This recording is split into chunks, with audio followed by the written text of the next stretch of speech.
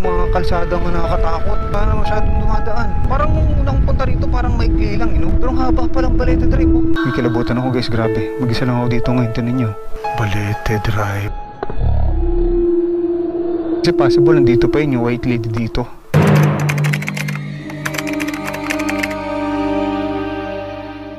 Hi guys, Adventure Ducks Explorers, welcome back to my channel. So ito guys, dito tayo ngayon Santa Mesa. Bali naalala nyo guys, pinuntahan natin nung nakaraan yung Balete Drive. Bali nung time na yun, pinuntahan natin yun ng mga bandang alas 9. Ngayon, time check ngayon, mapapansin nyo sa dashboard natin, 12 na madaling araw. So babalikan natin ng gantong oras ngayon. Check natin kung may horror ba doon or kung wala na masyadong dumadaan. Kasi nung mga time na nag-vlog tayo doon, yung mga time na pinuntahan natin yon na mga bandang alas 9, may mga dumadaan pa rin eh. Medyo may karamihan eh. Napupuntahan natin ng gantong oras alas 12.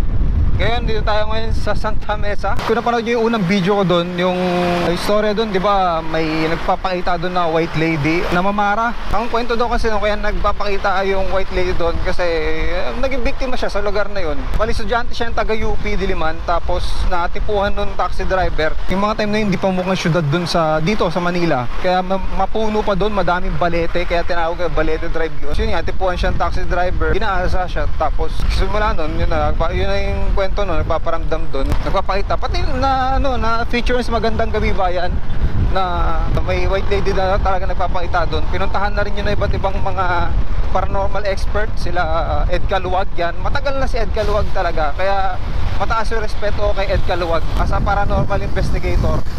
Ayan, dito tayo ngayon sa saan ba to? Santa Mesa na tayo. Ngayon, bihira na lang yung balita na may nagpapakita ngayon doon sa Balete Drive. Pero sisilipin natin pa rin ngayon doon. Tignan natin, maramdaman naman natin eh kung meron doon eh. Alam nyo naman yung pakaramdam natin sa mga ganun lugar, mga haunted. Sa kalsada may mga ilan akong nararamdaman na pagka dumaan ka, tapos alanganing oras, makakaramdam ka ng may something din sa kalsadang yon. Hindi ka makaramdam ng takot eh. May something kang mararamdaman na bigla ka lang titindig balahibo mo eh. Kahit wala ka naiisip na nakakatakot, ganun. Alam ko, isa yun dito sa kaliwa eh. Kakaliwa tayo. May kakaliwaan tayo. Tapos dun yung Balete Drive. Tapos ang mahabang kalsada yun na hindi man siya totally mahaba. Isang mahabang kalsada na creepy, na madilim. Ganun. Tapos wala masyadong dumadaan.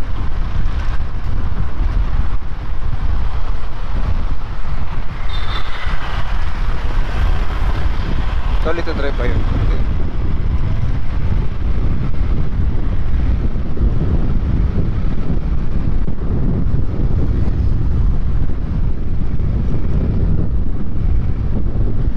Balete Drive. Alam ko ay sa may Betigo Belmonte. Alam ko dun yun eh. Wala pa yata tayo sa may Betigo Belmonte, yung train station. Kung mapapansin nyo, matraffic dito sa mga labas-labas kasi yung Balete Drive na yun wala masyadong dumadaan dun eh. Alang oras na ngayon, alas 12. Titignan natin kung may mapapakita ba sa atin dun. Ano kayong mararamdaman natin dun ngayon ng gantong oras. Titignan natin kung matatakot ba tayo.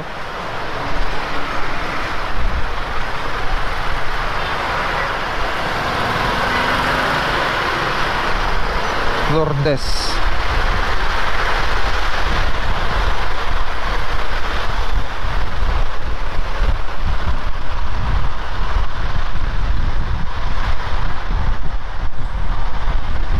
Ay, bandang pa yun, bandang dun pa.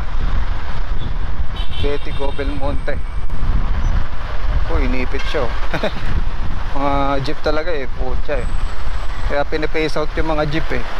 Ito yung yung Broadway Centrum mo. Yung sa Bulaga dati, Broadway Centrum yun. Dito sa likod natin. Oh, Broadway. Around dito lang yun yung Balete Drive na yun.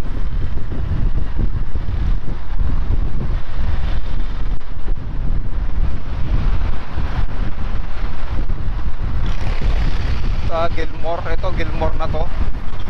Basta isa lang dito sa kakaliwaan dito. Yun, dun yun eh. Pero walang kaliwaan dun, talaga mag-u-turn tayo sa malayo. Robinson's Magnolia, yan.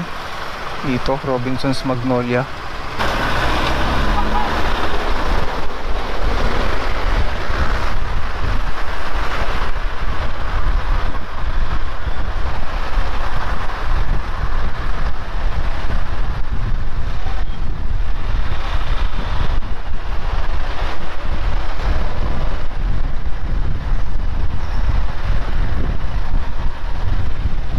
Ay, ito, yung Petron, natandaan ko, itong Petron na to.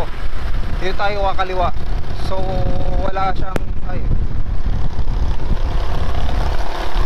Ito, yung, ay, Balete Drive. Yung mga dumadaan. Makakaliwa ba tayo dito? Hindi yata makakaliwa. Ikot ako dun. Mag-u-turn ako dun. Balete Drive. Ito na yun, no? May mga dumadaan pa din. Gatong oras. Alam nga yung oras, no? Alas ano, no? Alas 12, no? Alas 12 pasado na. May mga dami pa rin buwabiyahe. Siguro hati tayong tiyempo para makita natin, para mapag-isa tayo dun.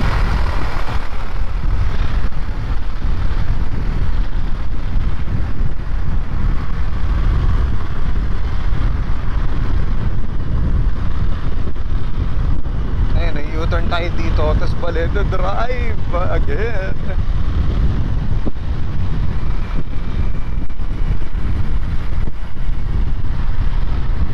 Maraming ano, buwabiyahe. Maraming ano.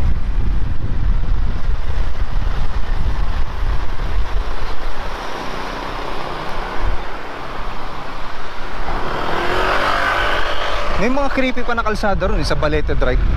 Pakita ko na sa inyo. So, ito na yung Balete Drive. Takot. Ito yung Balete Drive. Kita nyo. Patay tayo ng ano, ilaw. May mga kalsada nga nakakatakot.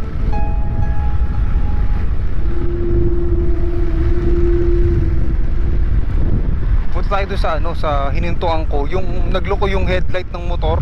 Ito malakas to, no? Kita nyo, malakas na. May part dito na bigla na humina yung headlight ng motor ko nung pumunta ako dito Tapos yun nga, kinakausap ko yung white lady. Hindi ako nag-negro ko na ito na. Shit, kikilabutan na ako guys sa mga ilang percent talaga.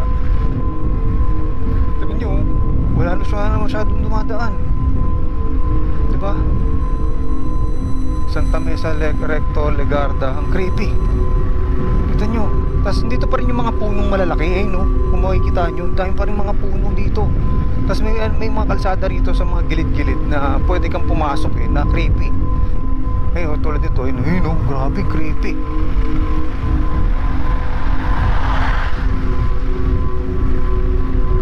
Tingnan natin kung saan ba yun yung nagloko yung headlight ko nun. Tapos doon tayo mag-necro.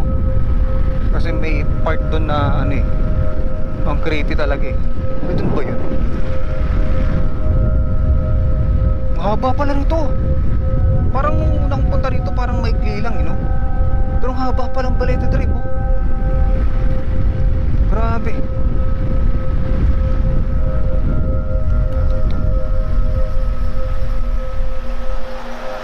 Uy, creepy tayo doon. Dito yung may part na itong part na to. Ito yung Balete Drive dito.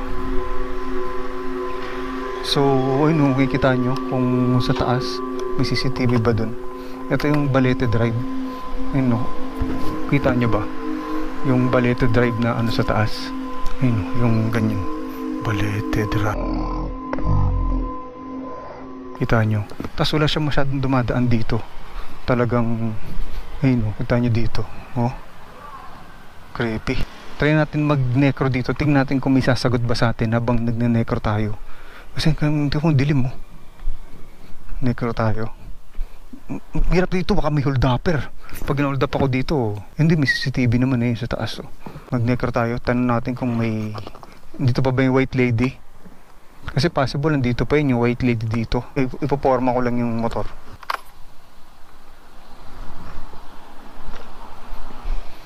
O doon kaya sa mga madidilim na part kasi baka mamaya may hold upper kasi. May pang naman ako dito. Kaya lang, syempre baka makadisgrasya ka din, diba? Delicates na. Wala masyadong dumadaan Ayun, tinan mo yung oras 12 na. Neko tayo. Magandang gabi po. Magandang gabi po.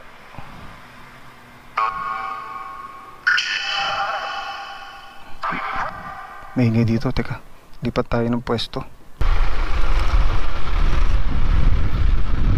May kalsadang nakakatakot paloob. Hindi dyan.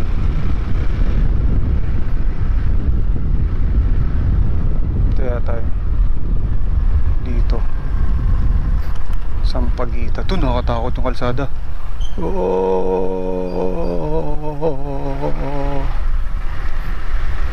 Ito, nakatakot dito. Dito lang tayo. Ano dito?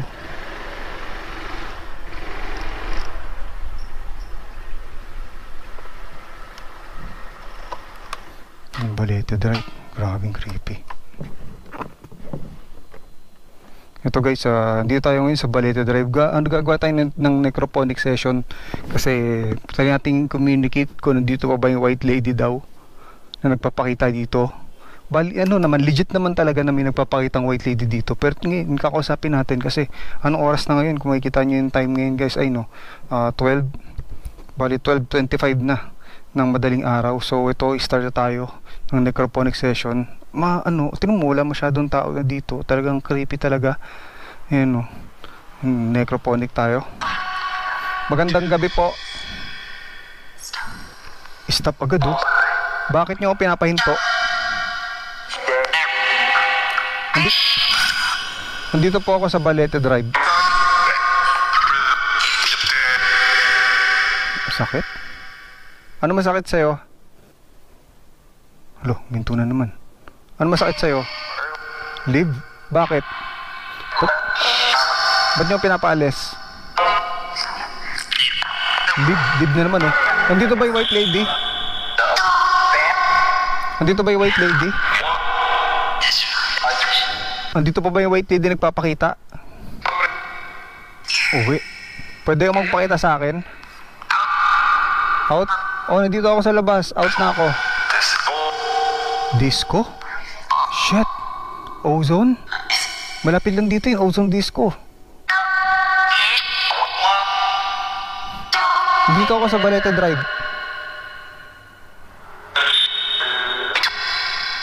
Nandito po ako sa Balete Drive.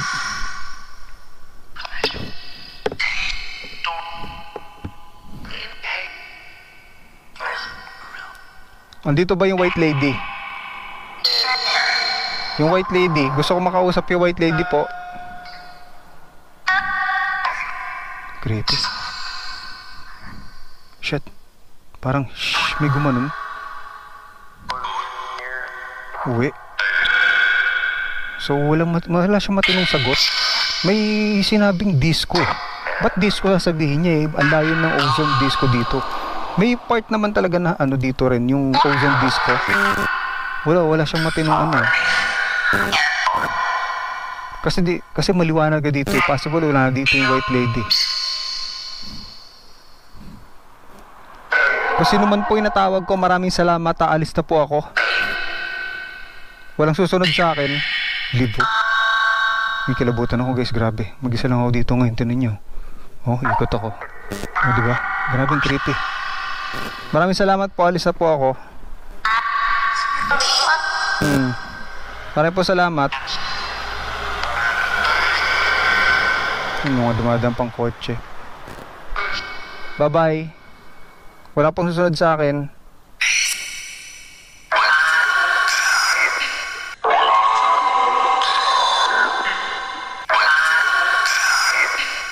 Wala siyang matinong sagot oh. Bye bye. Wala siyang matinong sagot. Possible wala dito yung wala dito yung white lady na sinasabi nila. Kasi walang matinong sagot sa necro. Pati pag dumadaan ako dito, may creepy na part. Itong part na to yung creepy na yun. Pero ba't wala sumasagot, diba? Possible na wala na dito kasi ang dami ng CCTV oh. Madami ng CCTV sa kalsada. Kung mapansin nyo yung posting yun, may CCTV, diba? Bakit walang mga capture yung sa mga CCTV na may nagpakitang ganyan dumaan, shadowy figure, white na figure, diba? Possible wala na dito yung white lady. Ewan natin, tinitignan natin. Yun. Hindi na siya ganun din talaga kakaripi kasi tinan nyo, may mga street light. Parang luma na rin yung mga bahay, yung style ng bahay lumay. Parang mayayaman yung mga nakatira, ganun. bahay oh. Tapos ang tahimik dito. Tapos ito pa rin mga puno, tingnan sa taas oh, puno. Mataas pa rin yung puno, kaya lang may mga street light na, kaya hindi na siya ganun ka-creepy. Disco, di ba narinig nyo disco? Di kaya yung ano, di kaya na-sense nila na pupunta ako doon, ganun. Kasi ganun doon yung mga spirits eh.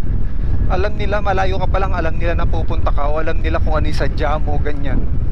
Parang nung sinabing disco, parang naano ko napuntahan yung Ozone Disco sa may Quezon Ave yun eh. Yan guys, maraming salamat sa panood. Pupunta ako ngayon ng Ozone Disco kasi nagtataka ako bakit sinabi niyang disco, di ba?